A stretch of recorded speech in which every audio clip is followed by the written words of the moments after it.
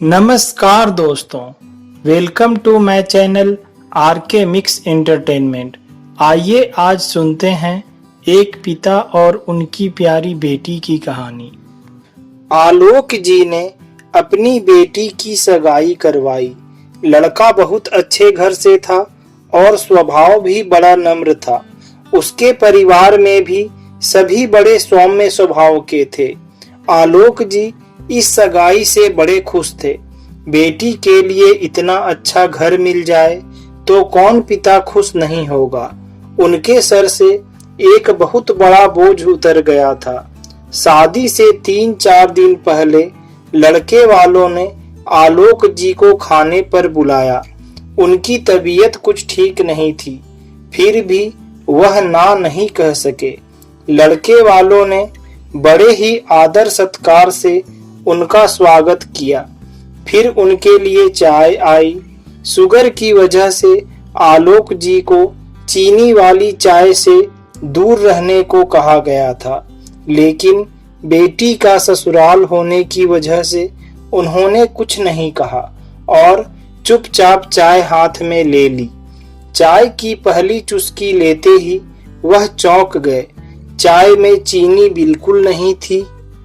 वे सोच में पड़ गए कि ये लोग भी मेरी जैसे ही चाय पीते हैं। दोपहर में जब उन्होंने खाना खाया वो भी बिल्कुल उनके घर के जैसा ही था। फिर जब थोड़ा आराम करने के लिए कमरे में गए तो कमरे में 2 तकिए, एक पतली चादर जैसी वह पसंद करते थे। अब तो उनका आश्चर्य बढ़ता ही जा रहा था, लेकिन संकोचवश वह कुछ पूछ नहीं पा रहे थे। जब वो थोड़ा आराम करके उठे तो उठते ही उनके लिए सौंफ का पानी पीने को दिया गया।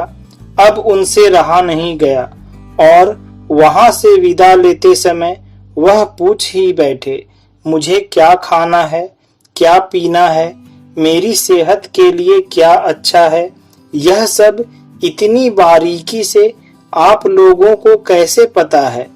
तो बेटी की सास ने उन्हें बताया कि कल रात को ही आपकी बेटी का फोन आ गया था और उसने कहा कि मेरे पापा बड़े सरल स्वभाव के हैं, बोलेंगे कुछ नहीं, लेकिन अगर हो सके तो आप कृपया उनका ध्यान रखिएगा।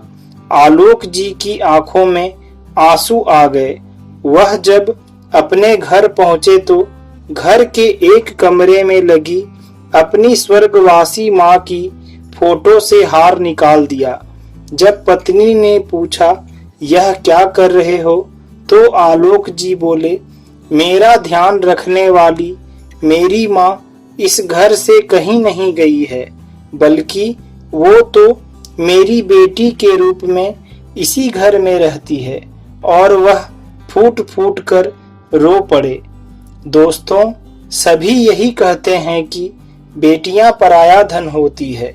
वह एक दिन अपने पिता के घर को छोड़कर चली जाती है, लेकिन सच्चाई यह है कि बेटी कभी भी अपने माँ बाप के घर से नहीं जाती, बल्कि वो तो हमेशा उनके दिल में बसी रहती है। दोस्तों, कहानी अच्छी लगे तो हमारे चैनल को सब्सक्राइब जरूर करें। आपका सहयोग ही हमें अच्छी कहानियों के संकलन के लिए प्रेरित करता है।